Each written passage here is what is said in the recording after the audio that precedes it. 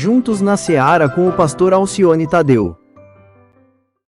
Atos capítulo 16. Como é que nasceu a igreja? O que aconteceu no início da igreja? Você quer saber a história da igreja? Leia o livro de Atos. Está tudo registrado. Tá bem? Livro de Atos, capítulo 16. Muito bem. No final, os irmãos vão... Com o meu fechamento aqui, eu espero que os irmãos não tenham dificuldade, creio que não haverá problema quanto a isso. Não é nada complicado, não é nada difícil o que nós vamos ver na palavra de Deus essa noite, mas a gente entender bem claro que está no meu coração sobre igreja. Sobre igreja. Tá bem, irmãos? Bom, 16, eu vou repetir, mas nós lemos domingo de manhã, o versículo de número 22.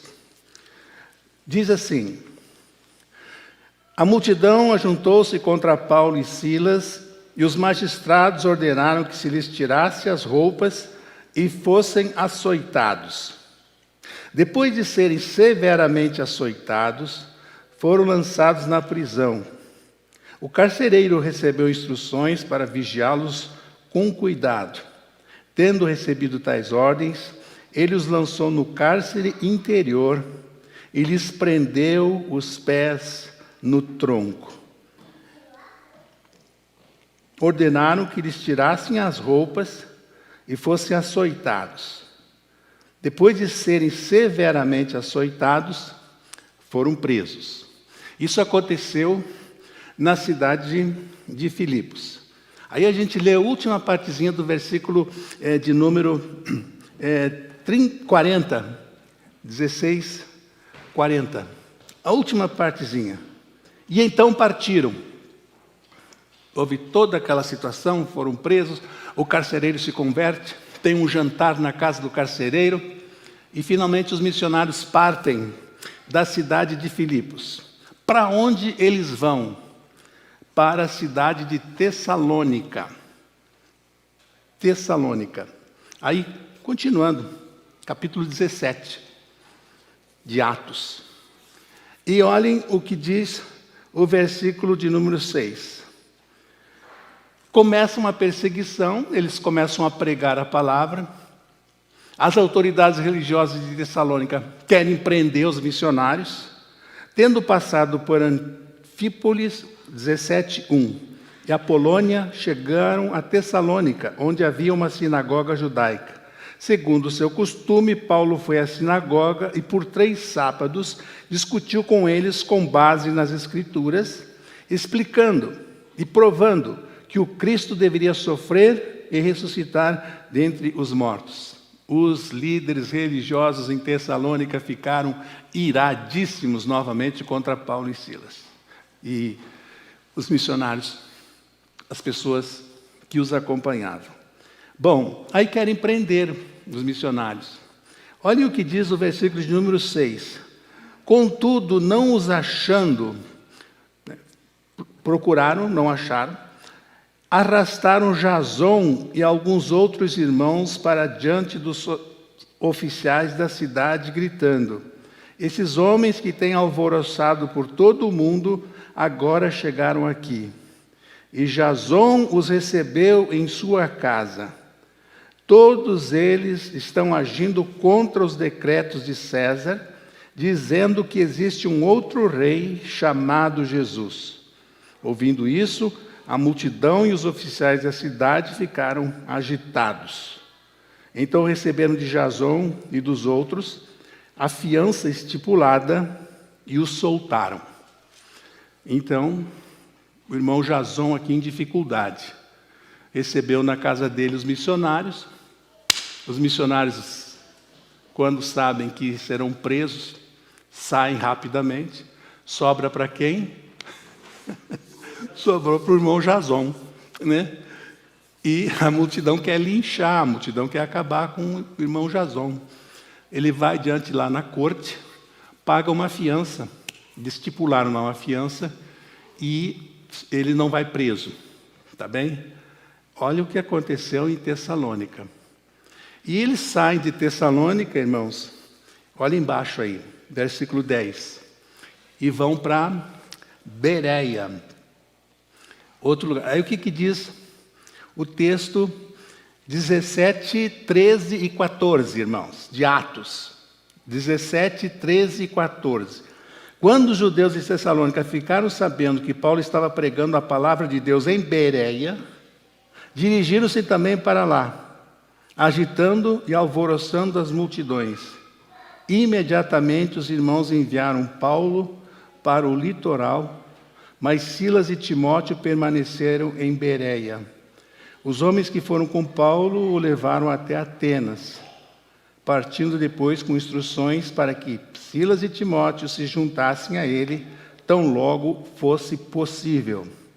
Aqui, irmãos, deixe-me dar um detalhe sobre a tradução do texto, versículo 14. Imediatamente os irmãos enviaram Paulo para o litoral, quer dizer, colocaram ele num barco, no mar, para eles escaparem de Bereia, até que eles foram muito bem aceitos em Bereia.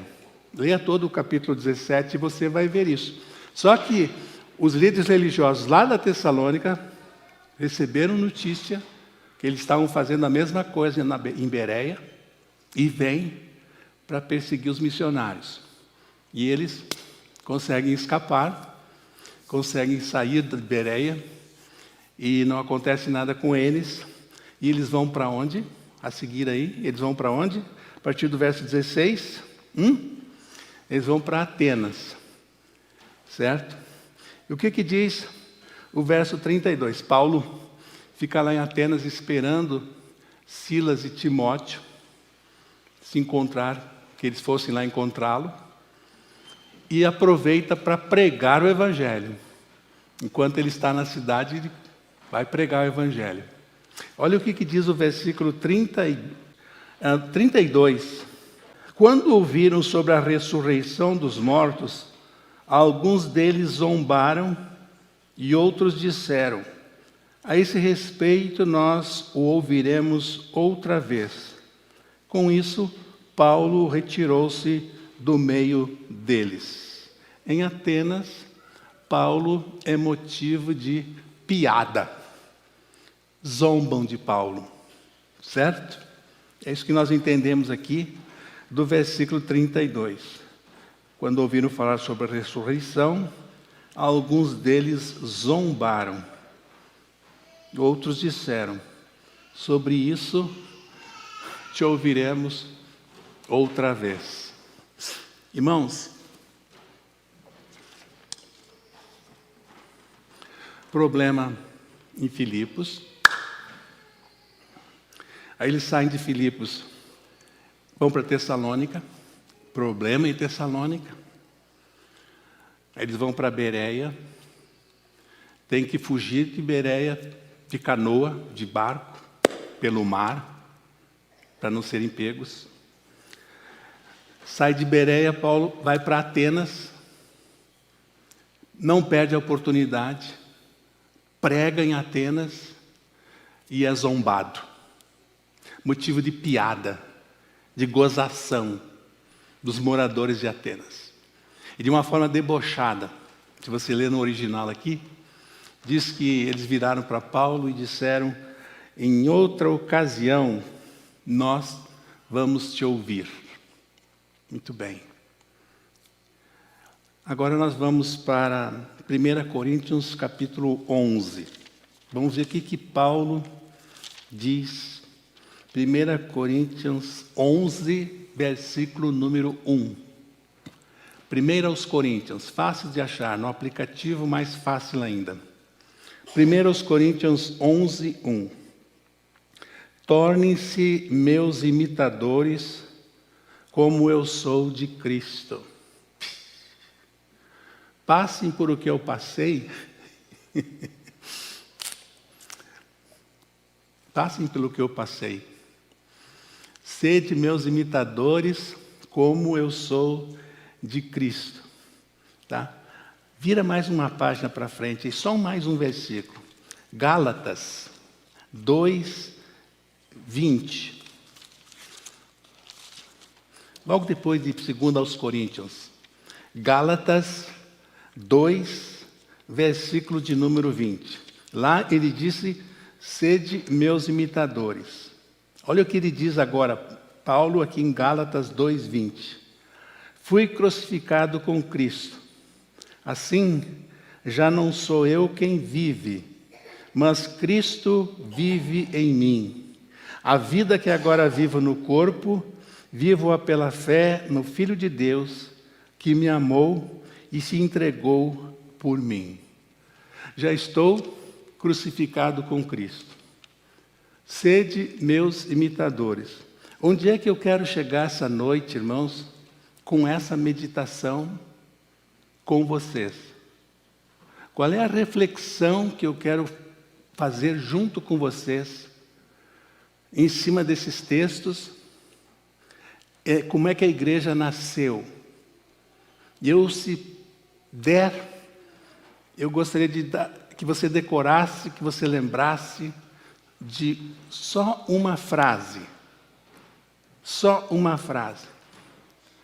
O preço, irmãos, que foi pago para o Evangelho chegar até nós, para a mensagem do Evangelho chegar até nós, o preço que foi pago foi alto. Não foi brincadeira, não foi um passeio, não foi umas férias dos missionários. Vocês viram o que acontecia em todas as cidades que eles chegavam? O que acontecia? Em todos os lugares. O preço, repetir, irmãos, o preço foi alto. Eu tenho muita dificuldade, queria que vocês pensassem comigo um pouquinho sobre isso. Quando um missionário, ou um pastor, um colega meu, chega para mim, ou na igreja, e diz assim: irmãos, me ajudem. Irmãos, nós queremos abrir uma igreja em tal lugar. Nós queremos abrir uma igreja em tal país. As almas ali, as pessoas ali, estão abertas para ouvirem a palavra. As pessoas ali estão com o coração aberto para receber o pastor, para receber a família do pastor. Eu tenho muita dificuldade com esse convite, irmãos. Olhando a Bíblia, eu tenho muita dificuldade, né? Irmãos, é chegar e criar uma igreja. Não é assim, não. Mas não é mesmo. Não é. Nós estamos envolvidos, irmãos, na maior de todas as guerras. Estamos ouvindo guerras aí, disputas, mortes, coisa triste demais, terrível, que está acontecendo no mundo nesses dias. Mas a guerra maior que está se travando desde o Éden é a guerra, a luta espiritual. O diabo e Deus disputando as almas das pessoas. E às vezes nós, como igreja, não temos consciência de onde nós estamos na nossa missão como crentes, o que precisamos fazer para que esse evangelho continue sendo pregado. Não é fácil, o preço é alto, irmãos. E quando eu olho esses textos, eu tento comparar com a igreja de hoje, e eu vejo como a gente está longe, não é? O pastor Xavier disse uma vez, né, pregando lá na igreja Betesda, E assim, naquele estilo dele, alegre e meio brincalhão, ele disse que o apóstolo Paulo, quando chegava nas cidades, ele não procurava saber, não procurava o endereço de um hotel para se hospedar. Ele procurava saber onde é que era a cadeia, porque ele sabia que ia parar na cadeia. Ele sabia que ia ser preso. Por esses textos que a gente viu aqui, ele sabia que ia dar ruim, que nem fala no Rio de Janeiro, né? Ia dar ruim. O preço que foi pago para a gente ser salvo, irmãos, foi muito alto. Um autor que eu estava lendo a semana passada, falando sobre isso, ele disse assim: a gente vai entender, vocês vão entender mesmo que nós não tenhamos uma família, os nossos antepassados crentes. Mas ele dizia o seguinte assim, ó, que os nossos bisavós foram mais crentes do que os nossos avós. Os nossos avós foram mais crentes que os nossos pais. E os nossos pais foram mais crentes do que nós. E nós estamos sendo mais crentes do que os nossos filhos. E os nossos netos serão menos crentes. Estão percebendo como é que... É a história da igreja. Você lê o livro de Atos, você fica impressionado, né? Com o que Deus fazia. O livro de Atos diz que Pedro saía na rua, caminhava na calçada assim, e colocavam na calçada doentes. Né? Doentes. Pedro passava, a sombra de Pedro passava em cima dos doentes, e eles todos ficavam curados.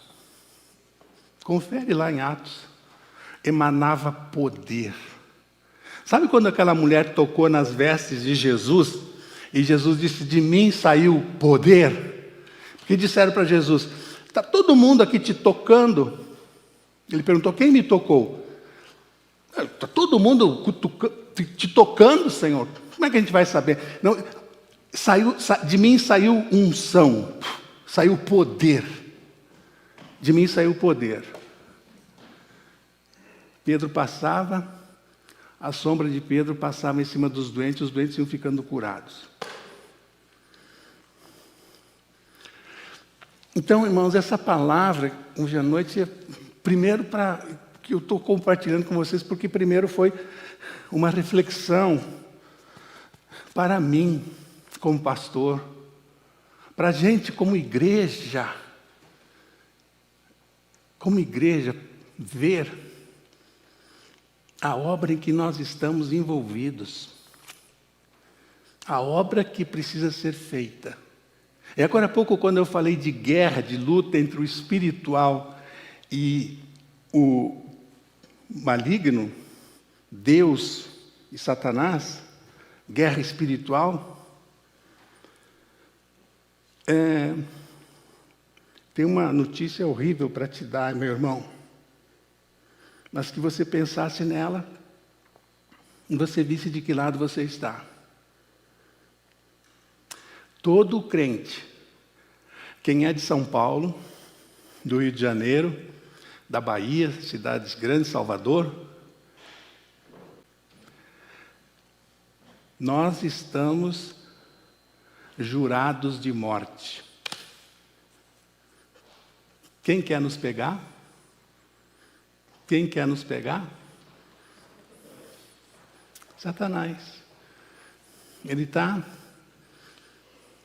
como diz, mirando a gente. Ele quer nos pegar. Ele não conseguiu derrubar Jesus. Jesus foi na cruz, cumpriu o plano que Deus tinha para Jesus, cumpriu-se. Ele morreu por nós. Agora ele está atrás de nós. Primeira oportunidade que ele tem, ele quer nos pegar. E quanto a gente tão precisa estar apegado com Deus. E ser crente não é fácil. Pertencer à Igreja de Jesus Cristo não é fácil. O símbolo do cristianismo, irmãos, não é uma casa à beira-mar, um sítio com um chalé luxuoso, um carro de último tipo. Não. O símbolo do cristianismo é a cruz. E cruz é símbolo de quê? De morte. Né? Então esse evangelho que está sendo pregado aí de facilidades. Venha Jesus venha Jesus. Eu não vejo esse evangelho na Bíblia. O evangelho que eu vejo é esse que eu estou compartilhando aqui com os irmãos. Onde nós estamos metidos. E ai de nós, como igreja, pastor, se nós não chegarmos para junto do nosso comandante, do nosso general, que é Cristo. Né? O mundo aí fora não tem Deus. Não quer saber de Deus. E toda vez que a gente for testemunhar, não vai ser fácil. Não vai ser fácil. Você vai ver o quanto o coração das pessoas está endurecido e o que as pessoas são capazes de fazer. Taparem os ouvidos, se afastarem de você. Termino com a palavra que o apóstolo Paulo deu ao jovem pastor Timóteo. 2 Timóteo 4. Abra sua Bíblia aí. Vou ler só 2 versículos e acabou. 7 e 8. 2 Timóteo 4, último capítulo de 2 Timóteo. Todos os estudiosos da Bíblia concordam que 2 Timóteo foi a última carta que o apóstolo Paulo escreveu, preso. Escreveu para Timóteo. Diz assim os versículos 7 e 8, irmãos. Vamos ler aí. Está próximo o quê, irmãos? O que ele diz? Está próximo o quê? O tempo da minha partida. Ele sentia que estava chegando a hora dele. Paulo estaria entre 68 e 70 anos, preso em Roma. E ele diz isso para Timóteo. Timóteo, está próximo o tempo da minha partida. Eu estou sentindo. Mas eu quero dizer o seguinte para você, Timóteo. Combati o bom combate, terminei a corrida, guardei a fé. Agora me está reservada a coroa da justiça, que o Senhor, justo juiz, me dará naquele dia.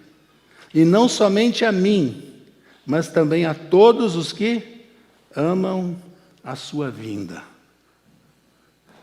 Timóteo, combati o bom combate. Sabe o que Paulo está dizendo aqui para o jovem pastor Timóteo? Timóteo, valeu a pena. Como é que o homem fala um negócio desse, irmãos? Perdeu tudo. Era rico, riquíssimo. Paulo tinha dinheiro.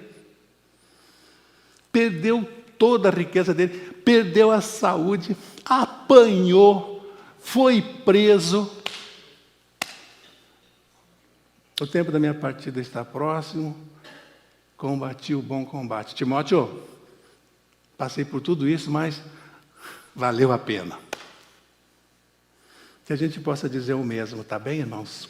Como igreja de Jesus Cristo. Valeu a pena, Senhor. Está valendo a pena te servir. Apesar de tudo que eu estou passando, de tudo que eu estou sofrendo, vale a pena te servir. Acabei a carreira, guardei a fé em Jesus. Que Deus abençoe nossa igreja, irmãos, amém? Que Deus abençoe o seu povo nesses tempos difíceis, de ódio, né? De guerras, de desentendimentos. de falta de liderança mundial. Os líderes mundiais estão perdidos. Vamos baixar nossa cabeça e vamos orar. Vamos pedir pela paz. Que Deus coloque a mão dele nessas guerras, tantos lugares, famílias destroçadas, almas partindo sem Jesus, sem salvação. Nosso vizinho não aceitou Jesus ainda. O nosso parente lá no Brasil, aqui, não aceitou Jesus ainda. E nós precisamos ir até eles, mas na unção do Espírito Santo. O coração deles não está aberto. O coração deles está fechado. Mas a gente dá testemunho.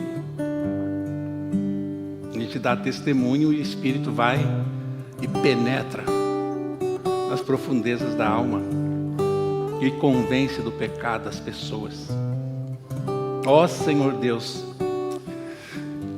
a história da igreja é maravilhosa, Senhor. Como é que a tua igreja começou, como foram aqueles primeiros anos, ó Deus, aqueles primeiros séculos ali de pregação da tua palavra. Ó Deus, Pedro, cheio de defeitos, errou tanto, Senhor, e ele prega, Senhor Deus, e 5.000 se convertem, e ele prega e 3.000 se convertem. Ó Deus, nos ajude a voltar a experimentar as maravilhas da unção no Espírito Santo. Almas sendo resgatadas do inferno. Senhor, eu fico apavorado, Pai, em pensar, em tentar calcular quantas pessoas hoje, Senhor, partiram deste mundo sem salvação. Essa noite ainda, no dia de amanhã, a cada segundo, milhares e milhares no mundo todo, partindo sem salvação. E nós conhecemos a tua palavra, nós conhecemos o caminho. Nos ajude, Senhor,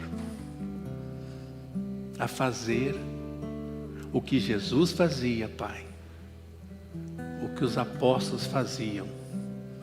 A gente precisa continuar fazendo. Nos ajude, porque nós mesmos não temos condições, somos fracos. Precisamos da tua misericórdia, da unção no Espírito. Não apagar o Espírito, como nós vimos ali no texto essa noite também. Falamos contigo em o nome de Jesus. Amém, Senhor. Amém, Pai. Amém. Deus abençoe você, Deus abençoe a sua família.